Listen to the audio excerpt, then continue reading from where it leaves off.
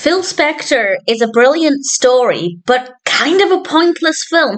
Well, I say pointless. I learned some things, but not necessarily from the film, and I will explain what I mean by this. This was released in 2013. It's written and directed by David Mamet, and we have a cast including Al Pacino as Phil Spector and Helen Mirren as Linda Kenney Baden, and I will say really good performances, but I have no idea how true they are to the real people. I'm by no means an expert on Phil Spector. I know even less about Linda Kenney Baden, so I can't comment on how accurate the performances were, but honestly, kind of the least of my concerns with this. I really enjoyed the film, but I'm so glad that I read on Wikipedia something that I'll read out to you in a moment, because it meant that I was able to go in completely taking everything with a pinch of salt.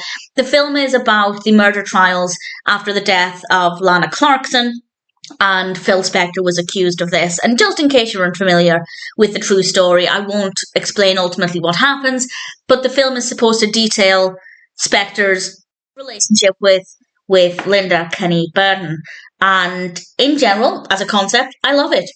I love courtroom dramas, I love legal dramas. That part of it I really thoroughly enjoyed. As a story, it was brilliant. There are scenes when they're trying to work out if blood on his clothing, a tiny speck of blood on his clothing, would have been enough to convict him, or if he had shot her. I don't want to go into too much detail again. It's such close range. Would there have been more on his body? And we get demonstrations of what this would be like. And it's just, if you're a true crime fan, if you love forensics, that part of it is so exciting. As a film, let's say it was a work of fiction, and I'll come back to that in a moment, it's really exciting, really brilliant. The characters are well written, if I can say that. So I enjoyed the experience, but I read something on Wikipedia by chance. I don't actually read Wikipedia too much before watching a film because I try and avoid spoilers, but because I knew this was based on a true story, it was a pretty safe thing to look at. And Wikipedia says, and I quote, "The film was controversial for fictionalizing aspects of the case and for neglecting significant evidence that was presented by the real-life prosecution, leading to accusations that the movie was created as an advocacy piece in Spector's favour.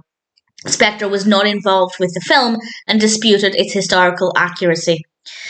And I think that that's quite fascinating and definitely worth going into. And my first question there is, if you're going to make a biographical film, why would you make it inaccurate, or why would you make it, as it suggests there, an advocacy piece in Spector's favour? Now, I'm not necessarily saying that that's absolutely what they were doing, but I can see that. I can see that it feels a little bit weighted to one side, whereas biographical films are supposed to be not as weighted in favour of one thing or another. It's supposed to be more of an accurate and, where possible, objective overview of whatever they're detailing. So if you're not going to be accurate, what is the point? If you want to create a work of fiction, just create a work of fiction. I would have much rather they just created a film that was inspired by these events with different character names. But if we're learning, if Wikipedia is correct, I know it's not the best source of information, but if that's correct, Spector wasn't involved and he said it's not historically accurate, what is the point? The only benefit is that, other than being an enjoyable film, obviously, is that I then afterwards actually did some small research, and I wanted to learn more about the true case. So it did lead me to reading more about it, which in itself is a benefit.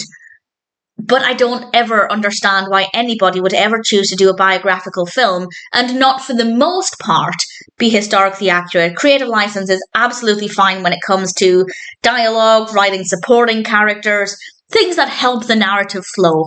But when it comes to something as serious as murder accusations, you kind of want to get it correct. So, on the one hand, I really thoroughly enjoyed watching it. It is a good story. The characters are good. They're interesting. But if it's not accurate, then I think that's a problem.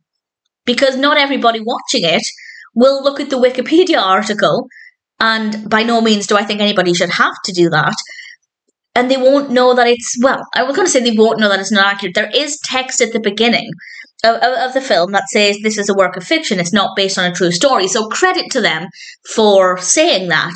But again, if you're going to create a work of fiction, don't use real people. Create something that's maybe inspired by those events, absolutely. but make enough changes that it doesn't seem like it's a biographical film. And this is a biographical film. And to me, that's kind of an oxymoron. Biographical and fiction don't necessarily work. Again, you can have creative license and have bits of fiction in a biographical film. But it sounds like this is quite heavily a work of fiction, so I don't agree with it. So I think they took completely the wrong direction with this. So it's an enjoyable film, but I also think it's a bad film. And that's contradictory. And I realise that. Do I recommend it?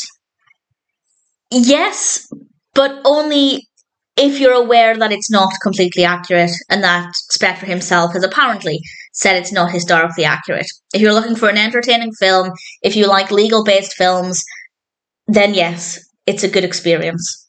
But I would certainly recommend doing a little bit of research around it if you're interested in this kind of film. So, a really enjoyable experience, but also a terrible approach to telling this story. It's contradictory, but it's true. Phil Spector was a great watch, but also a very frustrating one. But I guess I'm happy enough to recommend it.